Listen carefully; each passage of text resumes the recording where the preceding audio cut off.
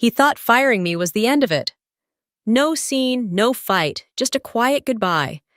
But 2 weeks later, in a meeting across the world, his biggest deal collapsed without warning. No one traced it back to me, and that's exactly how I planned it.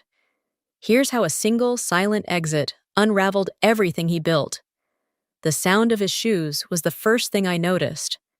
Not the voice, not the confident handshake, not even the tailored navy suit, just the sound, sharp, deliberate clicks echoing down the polished concrete hallway, like a metronome that didn't care who it unsettled. Brandon Cross, 35 maybe, the new CEO of Langston and Rowe.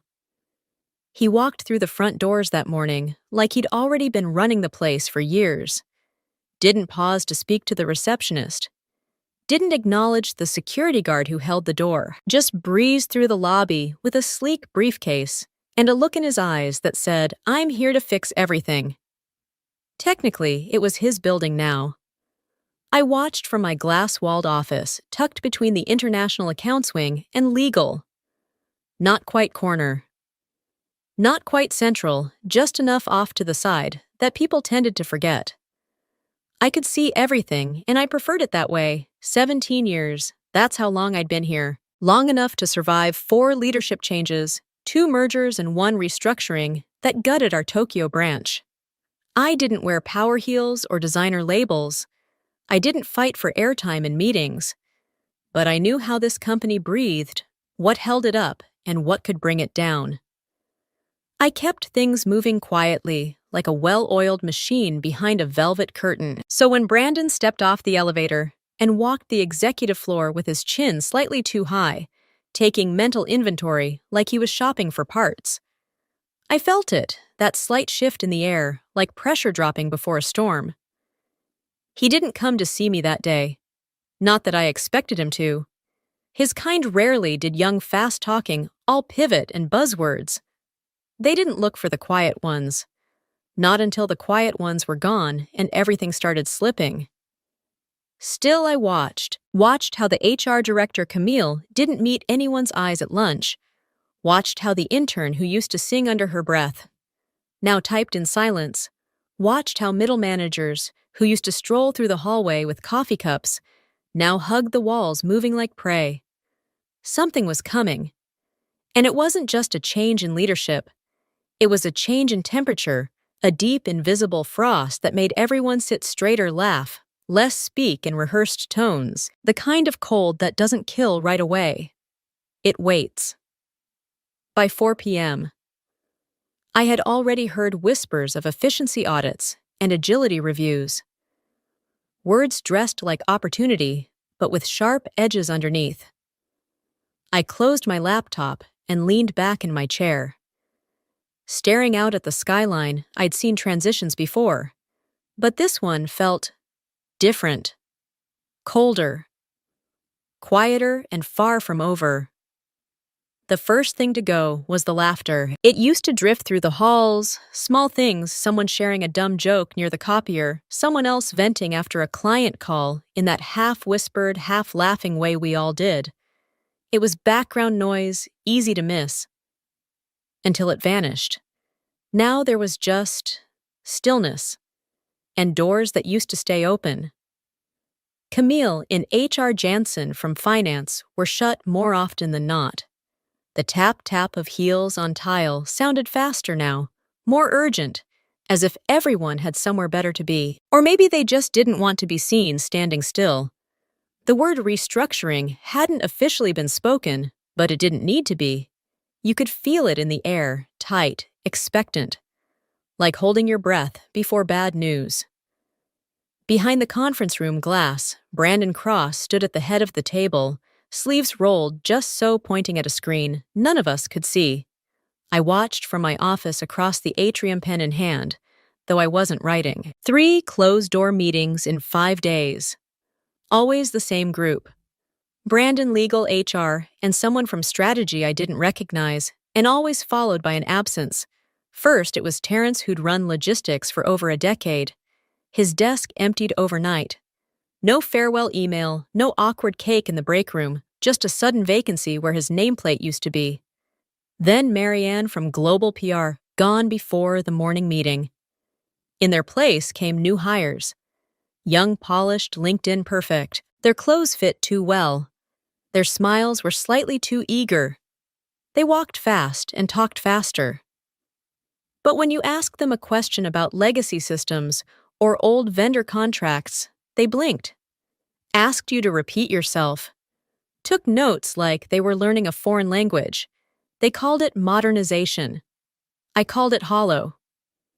From my seat near the window, I watched it all without a word, the swirl of activity, the shifting alliances, the reshuffling of desks and titles. No one asked for my input. That was fine. I didn't offer it. Instead, I took notes in my head in the margins of unrelated meeting agendas on yellow sticky notes that I tucked beneath my keyboard. Not facts exactly, but patterns. Tones. Glances exchanged between managers. The new stiffness in hallway conversations. The way the printer near HR jammed and no one fixed it for 2 days because no one knew who was supposed to anymore. My pen moved almost absent-mindedly as I watched another unfamiliar face pass by the glass wall. Another replacement. Another empty seat filled before it had time to cool. I didn't panic. That wasn't my nature, but there was a certainty building inside me. Quiet but firm, like a low hum under the floorboards. This wasn't a rebrand, it was a teardown. And the people who kept the walls standing, people like Terrence, like Marianne, were being cleared out, like old furniture. I stayed still, eyes open, because the storm hadn't broken yet. But it would. The all-hands meeting was called for 9 am sharp mandatory. The email had said, a new era of efficiency. The subject line had promised. By the time I slipped into a seat near the back of the glass-walled conference room, most of the team had already assembled. Faces were tight with anticipation. Others forced into neutral expressions. No coffee cups, no idle chatter, just silent glances and the occasional throat clear. People sat straighter now, as if slouching might get them noticed for the wrong reasons. Brandon Cross stood at the front, flanked by a projector, and his 2 newest hires, young, polished, eager to impress. He clicked the remote and launched into his presentation, eyes shining with the kind of certainty only someone brand new could wear so comfortably. "We're entering a new phase," he said, his tone clipped, rehearsed. One focused on agility, strategic clarity, and most importantly, eliminating inefficiencies. He walked as he spoke, slow and theatrical, like a motivational speaker playing to an audience that hadn't bought tickets. Too many outdated processes. Too many people doing tasks that no longer serve our mission. We need to be lean, nimble. Future-facing, the buzzwords came fast. Synergy digital transformation. Gen Z, compatible workflows. A few heads nodded. Most stayed still. I kept my eyes on him, pen resting idle on my notepad. I'd heard this speech before. Different wording, different faces, same script. Then mid-sentence, Brandon paused and looked directly at me. "You're Dorothy, right?" There was a slight hesitation in his voice, like he was reaching for a name he hadn't bothered to learn, but suddenly realized he might need. "Yes," I said calmly. He smiled, more performance than warmth. "Remind me again what your role is. You're in." Translation. A few people shifted in their seats. Someone let out a breath too quickly. I didn't flinch. "I manage our communications and international partnerships," I said evenly. "Specifically, our East Asia accounts contract negotiations, cultural alignment, and long-term client retention. I don't just translate words. I translate intent." Brandon blinked once, nodded like he understood, but I saw it, that glazed-over look. He wasn't really listening. Not to the words, not to the weight behind them. To him, I was still the language person. A relic of the old system. Not someone worth remembering after 2 months on the job. Well, he said quickly, moving on. As I said, streamlining is the goal, and just like that, I was invisible again. The rest of the meeting passed in a blur of metrics and vague promises. By the time we adjourned, 3 departments had been targeted for review. Everyone knew what that meant. As the room emptied, I gathered my things slowly, deliberately. I didn't rush, I didn't speak, but something inside me shifted. It wasn't the words that cut it, was the absence behind them. The way Brandon asked what I did like, it was trivia. The way he filed me away in a box I didn't belong in. The way he smiled without seeing me. And I knew then, with unsettling clarity, he had no idea who I was or what I carried. But he would. The email arrived at 9:42 a.m. Subject line meeting request. Brandon Cross time. 10:00 a.m. Location conference room 3B. No agenda. No subject details. Just a sterile calendar block. Dropped into my morning without context. I didn't need one. Everyone knew what those meetings were about. Now I stared at the screen for a long moment, then closed the tab and let out a slow breath. I smoothed the front of my navy blouse and reached for my notebook. Not that I'd need it. The gesture was muscle memory, something to hold so my hands wouldn't betray what I felt. The hallway to 3B felt longer than usual. As I walked, I passed Jacob from legal, who quickly turned to study a vending machine he'd already used. Monica from creative looked up briefly, then busied herself with her phone like she hadn't seen me at all. The only person who met my eyes was Rachel, the accountant from down the hall. She gave me a quiet nod, the corners of her mouth twitching in apology. She knew. They all knew Brandon and Camille were already in the room when I arrived. The blinds were drawn halfway, letting in the kind of gray morning light that made the city outside feel distant and irrelevant. Camille sat with a manila folder in front of her hands, folded neatly. Posture stiff. Brandon stood by the whiteboard, pretending to study something he'd written, though. "I doubted it mattered, Dorothy," he said like he was greeting someone at a dinner party. "Thanks for joining us on short notice." He gestured toward the chair across from them. I sat my back straight. Palms resting flat on the table, Camille gave me a small smile. Professional, sympathetic, distant. Brandon moved to sit, adjusted his cuff, then opened the folder like it was some sacred document. "I want to start by saying how much we appreciate your years of service," he began. "You've been a valued part of the team." The words felt like they'd been pulled from a manual. He didn't even look at me when he said them. He continued, voice smooth, practiced. "As you know, we've been undergoing significant organizational review. As part of our initiative to streamline operations and realign strategic goals, we're consolidating some overlapping functions. I didn't move with the new partnership we formed with LingoCore International," he said. "We'll be centralizing language and cultural services externally. Your role, while incredibly valuable in the past, is no longer aligned with the direction we're heading." He nodded to Camille, who gently pushed the beige envelope across the table toward me. "This outlines your severance," she said softly. 2 months pay full, medical for the same duration, and unused vacation days. Brandon leaned back, his voice softening slightly, as if he could cushion the impact by rounding his syllables. "This isn't personal. Dorothy, it's evolution. We need to modernize." My eyes flicked to Camille. She had once invited me to her daughter's graduation dinner. Now she couldn't hold my gaze. "Are you certain," I said quietly, "that you understand what I actually do here?" Brandon's brows lifted, just a touch the way people do when they think they're being challenged, but want to pretend otherwise. "You manage our East Asian client communications," he said. "Translations, cultural facilitation." I believe I didn't correct him. I didn't need to. The ignorance said enough. I folded my hands in front of me and rose slowly to my feet. "Then I wish you good luck on Monday," I said, tone even. His brow creased. "What's Monday?" But I didn't answer. I turned and walked out, my heels clicking once, then again swallowed by the soft hum of overhead lights and whispering HVAC vents. As I passed familiar desks, a few heads tilted up, then back down just as quickly. Nobody wanted to be associated with someone who no longer existed in the system.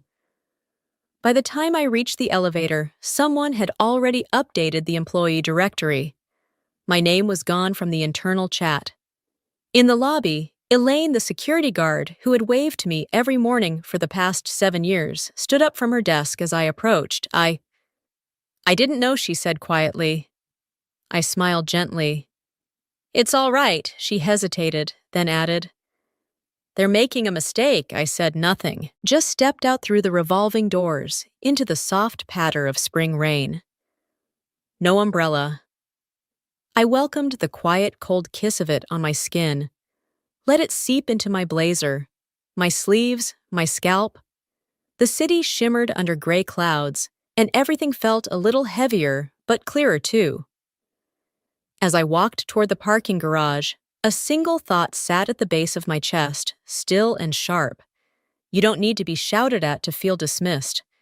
Sometimes silence does all the damage, but the story wouldn't end here. Not for me. Saturday came quietly, like it always did. No alarms, no pings from the team chat, no calendar reminders stacked like bricks on my phone. Just stillness. The kind of stillness that echoes. I stood in the doorway of my home office for a long time before walking in. The room hadn't changed. Same tidy bookshelves. Same soft light filtering through the blinds. But something about it felt different, as if it knew, as if the space itself had been holding its breath all week, waiting for me to return and confirm the truth. This was no longer my remote workspace. Now it was just a room. I moved slowly, deliberately. I wasn't rushing to clean things out, not like in the office where I had been erased before I could even unplug my laptop. Here, there was no one watching. I could take my time. On the top shelf was a ceramic crane hand-painted in cobalt blue, a gift from our Japanese partners at Aoyama Communications after we'd saved their multi-million-dollar campaign from collapsing due to a translation misfire. Next to it, a lacquered business card holder from Dijin Media in Seoul. I remembered how Mrs. Kim, their operations director, had slipped it into my palm at the airport gate with both hands and a quiet thank you in Korean. Each item I picked up carried a story not just of deals and meetings, but of trust. Trust earned not through titles or speed or buzzwords, but through consistency. Understanding respect. I wrapped each piece in tissue paper and placed them gently into a small box, not because I was moving on, because I was honoring where I'd been. The day passed like that, quiet-focused, the kind of day that feels both long and short at the same time. Around 3:17 p.m., my phone buzzed. Unknown number, Boston area code. For a moment, I let it ring. I wasn't in the mood for another vague recruiter pitch or an automated survey. Then it buzzed again, this time a text. "Hi, Dorothy. This is Alex Meyer from Lawson & Reed. We met at the APAC Business Forum last year. I heard about what happened. Would love to talk if you're open. We've got a gap, and I think you're exactly what we need." I stared at the message, thumb, hovering just above the reply button. Lawson & Reed, Boston-based consultancy. Respectable, methodical people first. They'd invited me to give a keynote last summer on navigating cross-cultural friction in high-stakes partnerships. Afterward, Alex had pulled me aside and said, "If you ever find yourself looking, give me a call." I hadn't thought he meant it. Most people didn't, but here he was. I didn't reply right away. I placed the phone face down and sat on the edge of my bed, letting the weight of the week catch up to me, not to crush me, just to be acknowledged. I'd been cut off, dismissed, replaced by someone who'd never met Mr. Liang, never bowed before entering a meeting, never taken the time to understand the why behind a client's request. And yet, I wasn't broken. There's a strength in quiet survival, in not needing to prove anything to anyone. Later that evening, I responded to Alex with a short but clear message.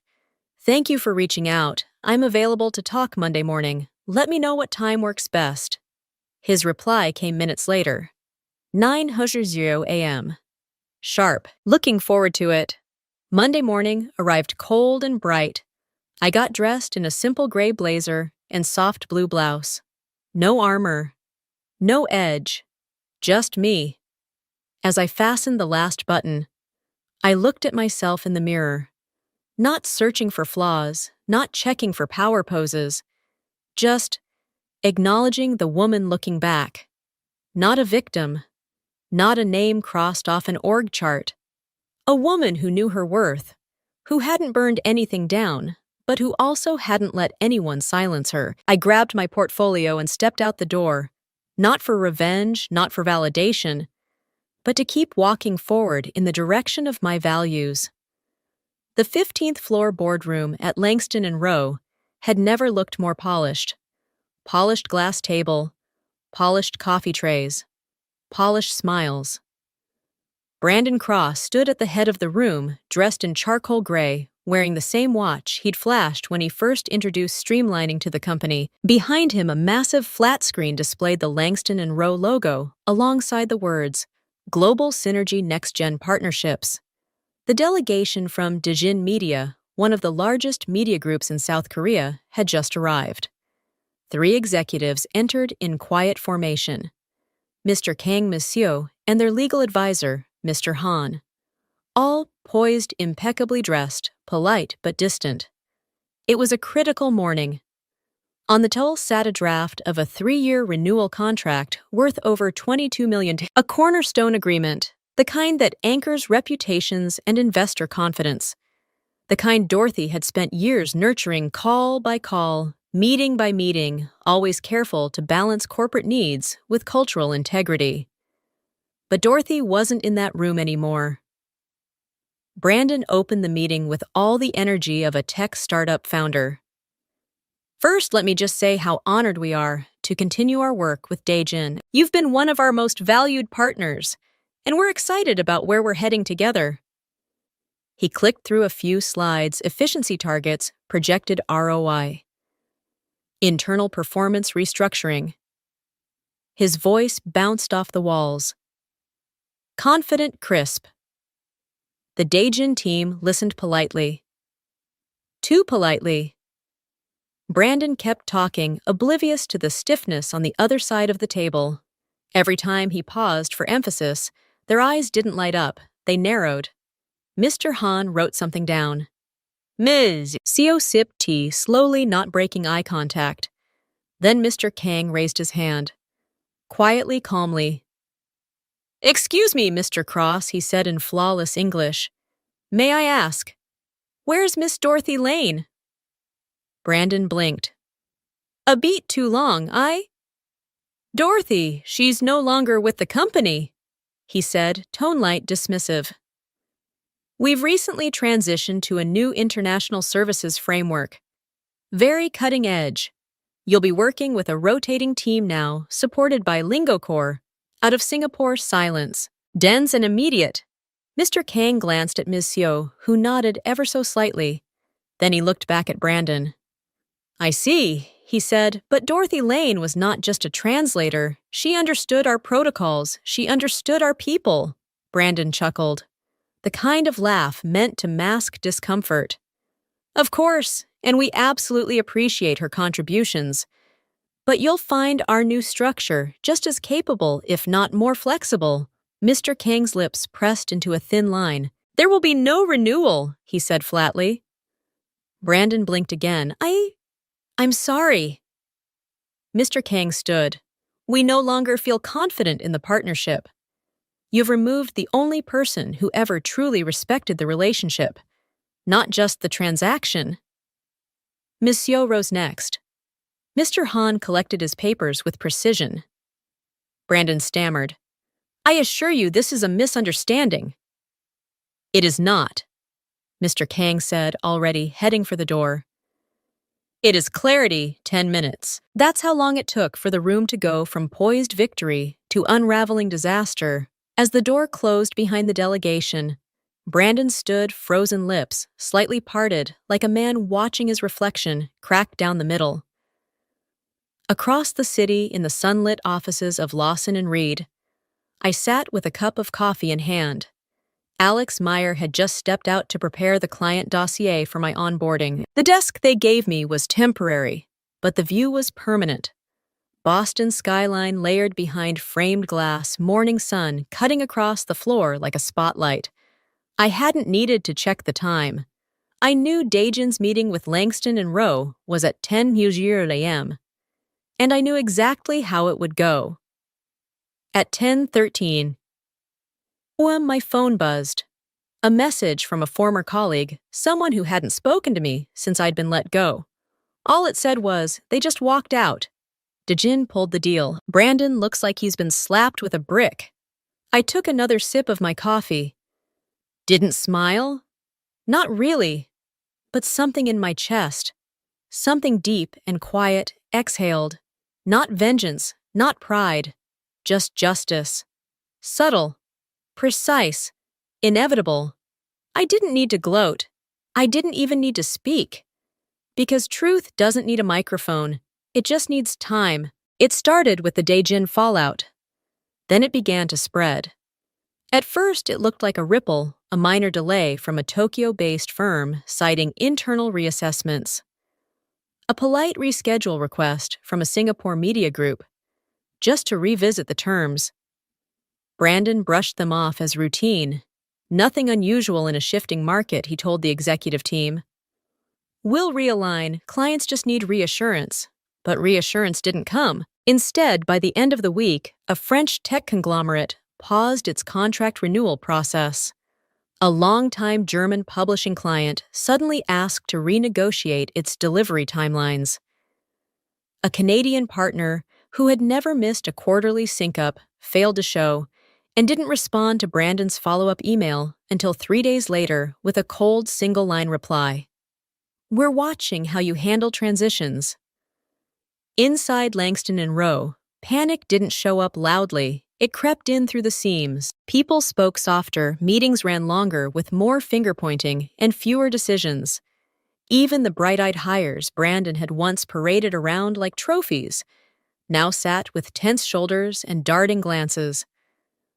Brandon, meanwhile, kept spinning. He blamed the agency in Singapore, LingoCore. They're failing to localize messaging effectively, he said in a leadership call, his voice just a little too tight. We may need to consider an alternate vendor. Camille from HR, once always at his side, said nothing. She had bags under her eyes now. The kind that come from watching things fall apart from behind a glass door you can't open. But no matter how Brandon pivoted, one name kept surfacing in the background. Noise Dorothy? In internal whispers, in client calls, in emails that started with, "We were surprised to hear she's no longer with you." There was no smear campaign, no loud denouncement, just quiet absence, the kind that echoes louder than presence when trust is gone. Brandon tried to counter it with forced enthusiasm. We're evolving, he said during one Friday town hall. Change is growth. This is just the market testing our resilience. But no one was buying it, especially not the clients. Meanwhile, across the city, I worked quietly in a sunlit office, coffee in hand, headset in place. I wasn't looking back. Not really, but I was paying attention. My inbox at Lawson and Reed had begun to fill, not just with new contacts, but with old ones. Partners from my past life checking in casually, or not so casually. One message from Mr. Liang read, "We've heard where you've landed. We're very pleased. Let's talk soon."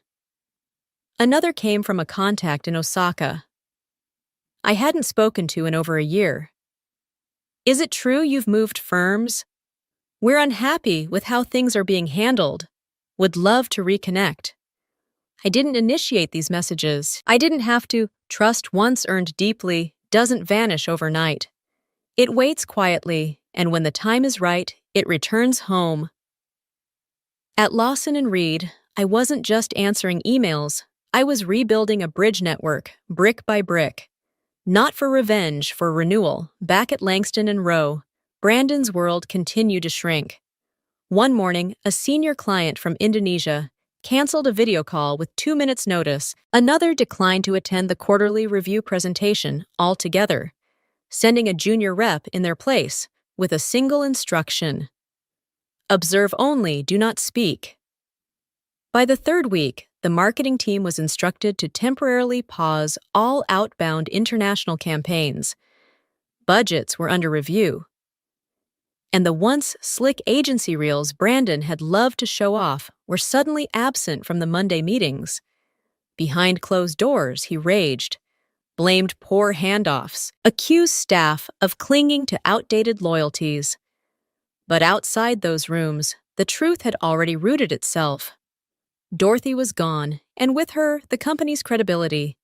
People didn't trust Langston and Rowe anymore, not without someone who understood nuance, who remembered names, who bowed when appropriate, who didn't treat a deal like a transaction, but like a living relationship. I wasn't out to burn anything down. I didn't have to. They were doing it to themselves, and all I had to do was keep walking forward, one conversation at a time, one reconnected handshake at a time, until the map of influence Brandon thought he controlled quietly redrew itself and placed me at the center. It was just past 4:30 when my phone rang. The sun had dipped low enough to cast long golden streaks across my desk, and the office around me had begun to quiet. Most people were packing up, winding down their Friday. I almost didn't answer. The number was familiar, one of the old Langston and Rowe extensions. I let it ring twice more. Then I picked up Dorothy Lane speaking. A pause, then a voice bright with forced ease. Dorothy. Hey, it's Brandon. Crossy? Of course it was. I hope I'm not catching you at a bad time, he said, already knowing he was. I was hoping we could talk. His tone was light. Too light, the kind people use when they're standing on a crumbling ledge and trying to convince themselves it's solid ground. I'm listening, I said, keeping my voice neutral. There was a shuffle on his end. A deep breath. Things have been hectic. A lot of moving parts. Some unexpected challenges with our global partners. He coughed lightly, the sound of pride catching in his throat, and I realized we could really use your perspective. On a consulting basis, of course. No need for titles or announcements. Just practical guidance. Quiet help. I leaned back in my chair, letting his words hang in the air. He didn't say he needed me. He didn't say he was wrong. He said he wanted help. Quiet help. Invisible help. Help without dignity. I see, I said slowly. You want to talk in person? Yes. Yes, that would be ideal. Tomorrow, maybe I can send a car. No need, I said. Come to me Monday, 9:30 a.m. I'll text you the address. Brandon hesitated, then chuckled weakly. Right. Of course I'll be there. I ended the call without another word. That night, the rain tapped softly against my windows, like a secret being whispered from the sky. I sat at my kitchen table, a single lamp casting warm light onto the pages spread before me. Not revenge plans, not war maps. Just clarity. I made a list, not of targets, but of truths. What I had done, who I had helped, what had fallen apart without me, and most importantly, what I had rebuilt since I remembered Mr. Kang's face when he asked where I was. I remembered the awkward silence in that boardroom when Brandon said I was no longer with the company. I remembered the contracts that stalled the partners who withdrew the cascading failure that Brandon still refused to trace back to its source. I didn't need vengeance. I didn't want power. I wanted precision, presence, proof that value can't be erased with a pink slip, that loyalty can't be outsourced, that there are some roles algorithms can't replicate because they're not roles at all, but relationships built one moment at a time. By midnight, I had outlined everything I needed, the boundaries I would set, the terms I would demand, not as payback, but as a mirror. Let Brandon see clearly and quietly what he broke. Let him sit across from me and realize just how far he had fallen and just how much of his house had been held together by the woman he once dismissed as just a translator. That night, I slept without tossing. Monday morning came with crisp skies and a light wind. I wore a dark green blouse, clean, minimal, strong, and tied my hair back simply. Not for style, for clarity. At 8:58, I heard a knock on the glass door of our office lobby. Brandon stood there 10 minutes early, just late enough to seem busy, still clinging to performance. But his face looked older, his shoulders tighter, his eyes unsure. I let the receptionist know I'd handle it personally. As I opened the door, he smiled too wide.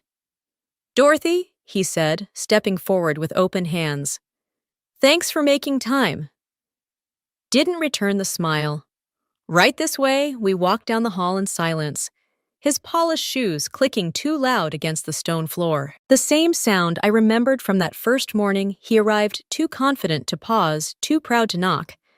I led him into a small meeting room. Nothing grand, just glass walls, clean lines, and one clear table between us. He sat. I didn't. Not yet. "You wanted to talk," I said.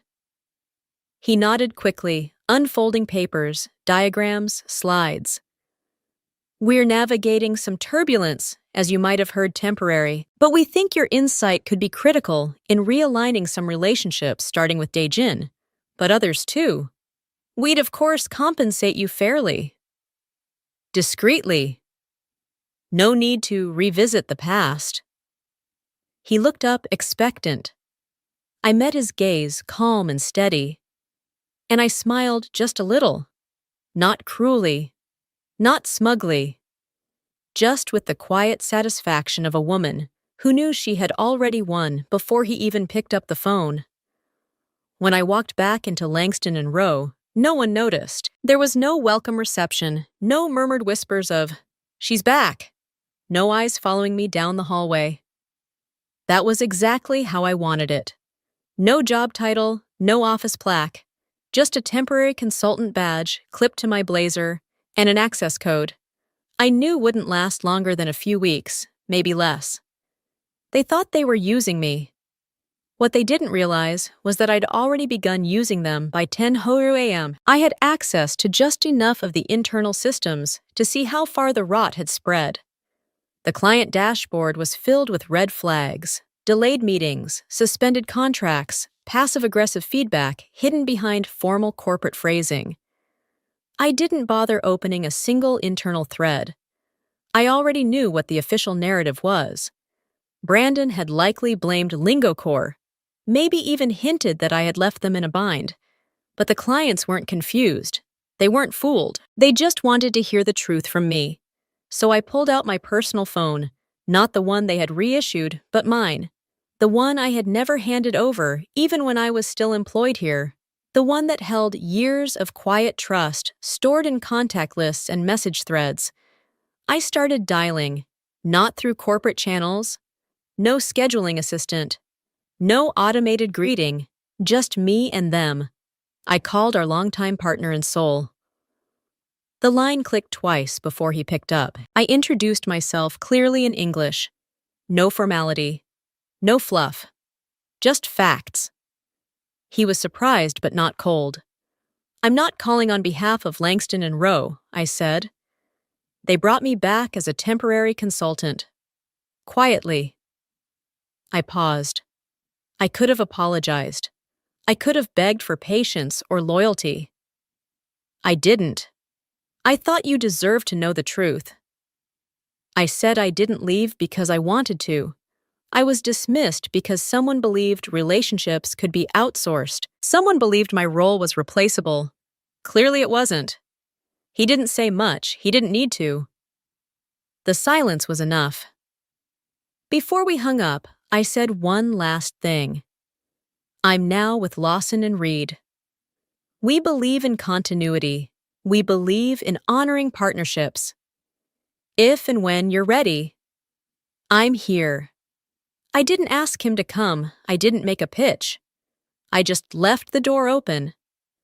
That same afternoon, I made 3 more calls, one to London, one to Singapore, one to Toronto. Each one followed the same rhythm. Calm, honest, precise. I didn't promise anything. I didn't insult the firm I used to work for. I didn't need to. Because every client I spoke with already knew what Langston and Rowe had lost. They weren't angry, they were disappointed. And disappointment in business is much more dangerous.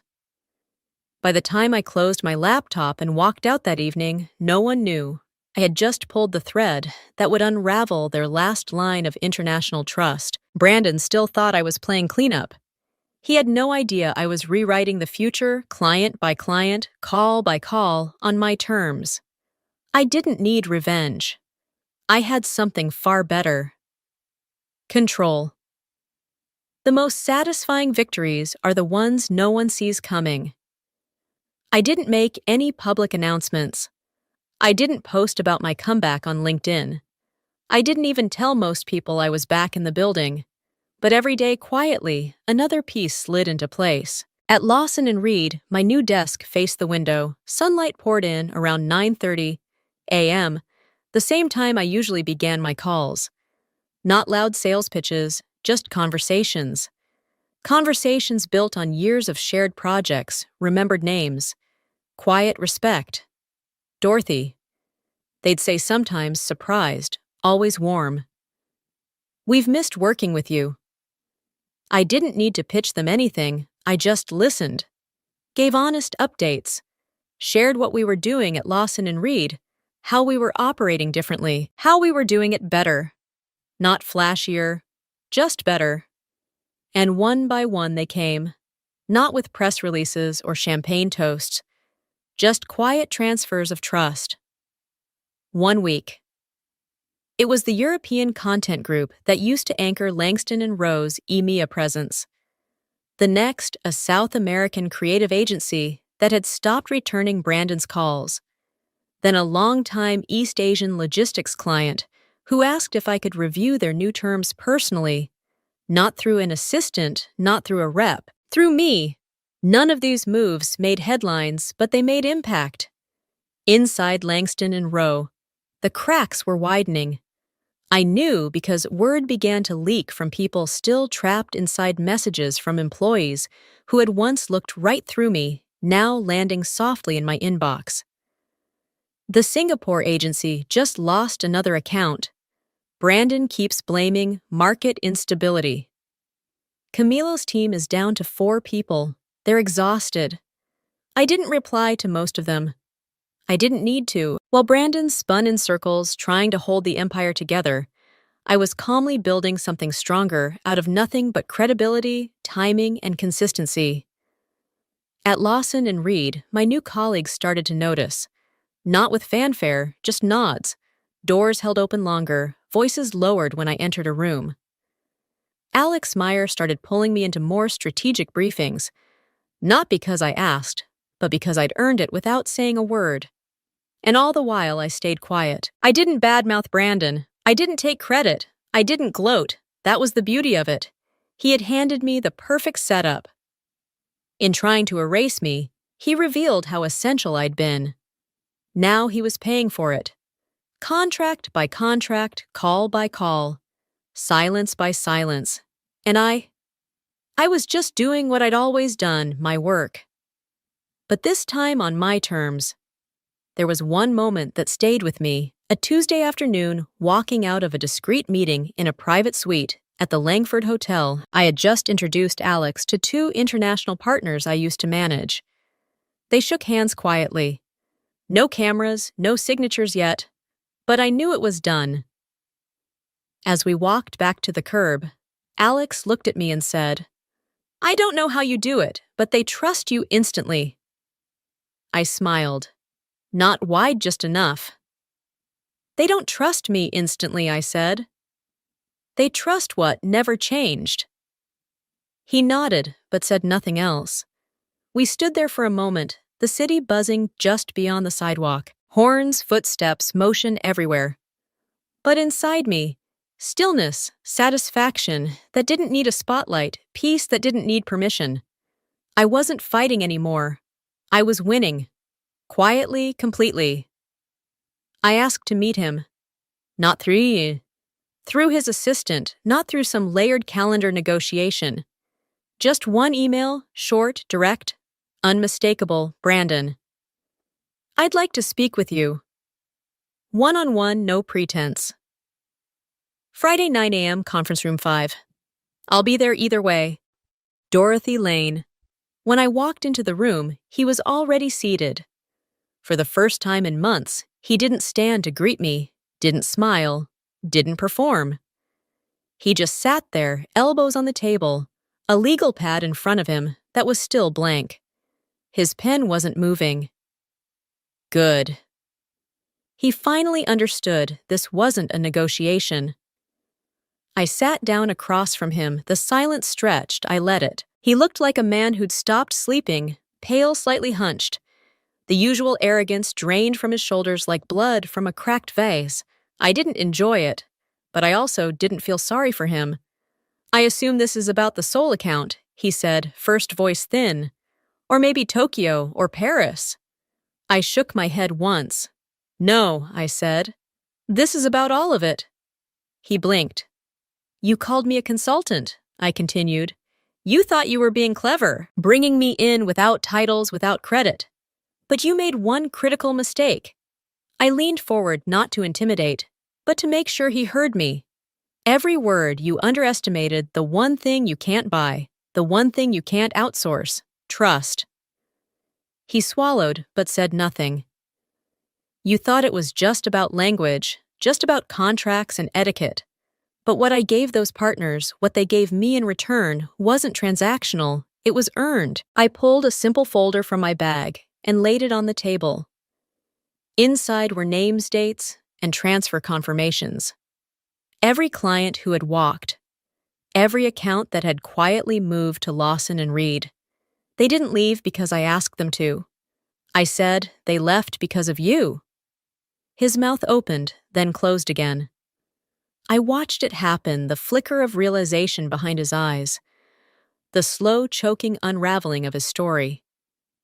You fired me, I said, not because I was incompetent, but because I didn't fit into your spreadsheet.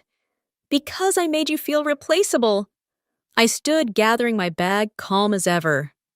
I didn't come back to fix this, I said. Brandon looked up desperate now. Then why I paused in the doorway. Hand resting lightly on the frame, I came back.